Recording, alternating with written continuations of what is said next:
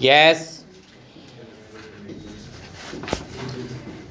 महोदय, घर चाहे जितना भी छोटा हो, किंतु जब तक उसके आसपास के घर भी समान आकार के ना होंगे, तब तक छोटे घर की आर्थिक सामाजिक इच्छाएं, महत्वाकांक्षाएं पूर्ण हो सकती हैं।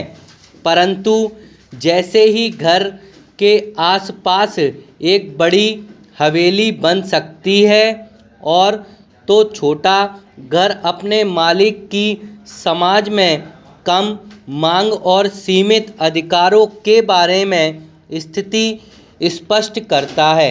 लेकिन परिवर्तन और विकास प्रक्रिया के अनुसार वह छोटा घर बड़े घर में परिवर्तित हो जाता है, किंतु हवेली महल बन जाती है।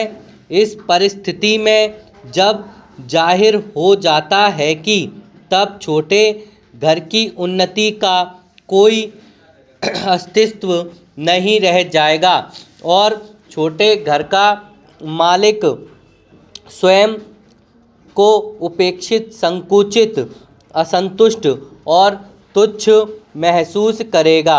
हमारे अर्थशास्त्री मार्क्स की स्थिति के असंतुलन को दूर करना चाहते थे, किंतु उन्हें भी यह स्वीकार करना पड़ा था कि श्रम और पूंजी के हित एक हैं, किंतु अधिकार भिन्न है।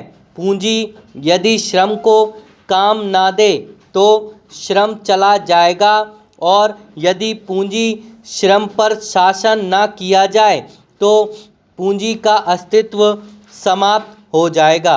इसलिए यह आवश्यक है कि पूंजी श्रम पर अपना स्वामित्व कायम करे।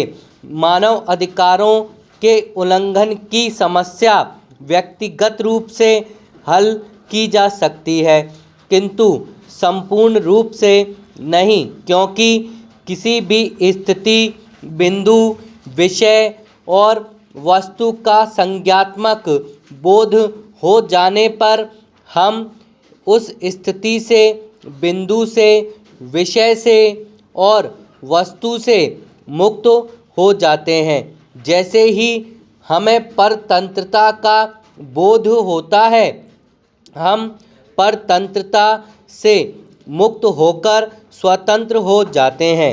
अमरत्व का बोध होते ही हम जान लेते हैं कि मृत्यु सिर्फ एक ऐसी स्थिति है, अंत नहीं है, जिसका अंत नहीं हो, अमर है। मानव अधिकारों के बारे में उल्लंघन का बोध हो जाने पर इन उल्लंघन के प्रति विद्रोह कर इस कमजोरी से मुक्त हो जाते हैं और अपने अधिकारों का प्रयोग करते हैं।